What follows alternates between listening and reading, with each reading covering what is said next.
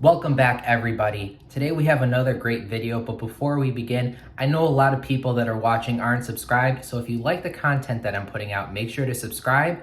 Make sure to hit the thumbs up if you like the videos. It's gonna help grow the channel. The YouTube algorithm really likes this, so make sure to help the channel grow. With that, let's get into this video. The 5 things that I wish I knew before I started grad school. Number 1 is about delayed gratification. So what's delayed gratification? There's a really good experiment that you could do with delayed gratification. It's taking little kids and giving them one M&M in front of them and saying, you could either eat this one M&M now, or if you could wait for 5 minutes without eating that M&M that's in front of you, I'll give you 20 pieces of M&Ms. And what happens is the little kids, they can't help themselves. If they see the M&M, they grab it and they eat it.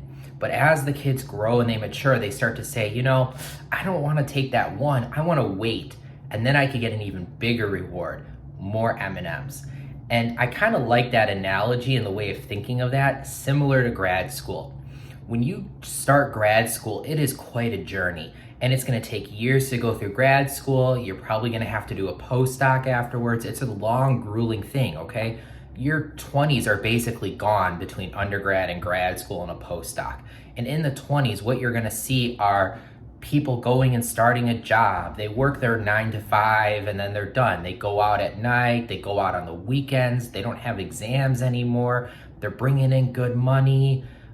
You're gonna see them start buying houses, getting married, having kids. And there's nothing saying that you can't get married or have kids. I got married and had a kid when I was in grad school. And I know a lot of people that were married in grad school or got married in grad school, but you kind of have to put your life on pause while you're doing grad school. And sometimes it's really hard to see your friends and former classmates going on and starting their life while you're, busting away in the lab all day, all night, on the weekends. You don't have a life, you make no money. It's really hard to watch that, but you gotta remember that delayed gratification, that you need to go in with the mindset knowing, it's gonna be grueling up front and I'm gonna miss out on some of that, early excitement, but I'm gonna set myself up in a position so much better down the road. Number 2 is that grad school is a commitment and it is not undergrad 2.0. So what do I mean by that? First of all, when you go into grad school, this is something you're gonna have to work hard in, right? Like we just talked about, this isn't a 9 to 5 job, okay? You're going to work hours and hours and hours and hours, and you're gonna have to go on the weekend to take care of cells, to take care of mice. You're gonna be busy all the time, and when you're not in the lab, then you have to study for classes, and you have to get ready for your qual and prelim exams. You have to get your dissertation done. There's always something going on, and there's always something you could be doing, and you start getting this feeling in your gut of like, oh, I should be doing something, whenever you wanna take a break. It's a commitment, and it is not undergrad 2.0. First of all, not to say that the grades don't matter, you should try to do well, but really, like, when you go apply for a job afterwards, after doing your PhD, no one's gonna look to see what your grades were. As long as you passed and got your degree, that's all they care about. So the GPA isn't as important. What's more important is the lab work, and it's a different type of system. So you can't just study and be good in the lab. It doesn't work that way. There's actual hands-on skills that you need to succeed in the lab, and you need things like persistence and the ability to overcome failure, which we'll get into in a minute.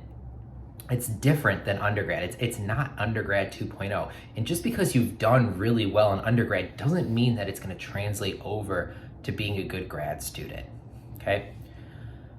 Number 3 is learning how to fail. This is something that I think has hit all of us, and I know it hit me particularly hard. When you go into grad school, most of the people that go into grad school are very high-functioning individuals that have done very well for themselves through most of their life. They're individuals that have done well in school, in sports, and music, whatever it is. They've done well, and usually not just in one aspect of their life, but they're people that tend to do well in every single thing that they do. They just naturally are good, they work hard, and they become the cream of the crop in many aspects of their life. What happens is those individuals go into grad school and it's no longer a classroom, right? It's not undergrad 2.0. And you go into the lab and nothing works. This experiment fails, that experiment fails, everything seems to be going wrong. And for these people, myself included, I went through this too, it's like your world crashes around you, where you all of a sudden, like, that illusion of like, I'm perfect gets broken. And for the first time, you really look at yourself as a fallible person, that you have things that aren't great about you, that you're not perfect, that you can and will make mistakes, that there's people smarter than you. All of a sudden, all of that starts coming together at the same time. And it could lead to some isolation and depression, but you got to keep in mind that this is something that everyone's going to go through. And so you got to keep in mind that just because something doesn't work doesn't mean that you yourself are a failure. There is a difference between an experiment not working and failing and you yourself being a failure. Try to spin it, okay? So this experiment didn't work. Well, what can I learn from that? What could I take away? You know, the older postdocs and grad students and PIs in the lab that could troubleshoot experiments really well, these are people that had 1,000 things go wrong, and they've seen things go wrong with other people. And because of that, they know how to troubleshoot the experiment because they're pulling on their own, you know, personal experience or experience of those around them. So just because something doesn't work, don't look at it as a complete waste of time. Look at it as like, okay, now in the future, if I get this result again, now I know where I went wrong and how I can fix it. Number 4 builds off of this. That's imposter syndrome. We just had a video about this. It's down in the playlist. It's about something like feeling like an alien in grad school. So I won't go too much in depth in this because we have an entire video talking about imposter syndrome. But imposter syndrome is basically that feeling of you don't belong, that maybe the PI made a mistake taking you into grad school, that you're not as smart as the others, that, you know, you don't really fit in. This is something that every single person goes through, and I guarantee you, as you get to know grad students around you and become more comfortable talking about this, every single one of them almost is gonna say, yeah, when I first started, I didn't feel like I belonged. And the same thing happens when you go for your postdoc. Everyone's gonna feel like they don't belong. And when you transition to industry or you start a job as a PI, everyone's gonna have the same feeling again. Everyone always feels like there's somebody smarter than them or better than them and that they don't quite fit in and they don't belong. Just relax, take some deep breaths, watch the video that I did about feeling like an alien in grad school, and you'll have some ideas about ways that you could cope with that. You're not alone, and you're not an imposter. You do belong. Nobody made a mistake taking you in. The last thing that people make a mistake is saying, I don't know. They're afraid to say that. There's this idea that when you go to grad school, it means that you have to have all the answers. That, well, I'm doing a PhD. Like, I must be smart. I must know everything. And if I ask something, they're gonna think that I'm stupid and that I shouldn't be here. And that's just dumb. Like, there's no other way to say it. Like, that's just not smart. Learn to say, I don't know. The way that I learned about this was there was a grad student that was a little bit more senior than me. And he was telling me that when he took his prelim exams, what happened was the committee that he had were asking progressively harder questions. And they kept going harder and harder and more detailed. And they almost got to the point where they were just trying to find out what point will he start saying, I don't know. Because when you're doing a PhD, one of the things that you need to learn is you know what you know, but what's more important is you know what you don't know.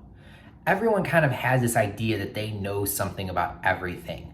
But the deeper you go into a subject, the more you realize the other things in life you don't know as much about. And you start learning how to ask for help and learning where to find that help.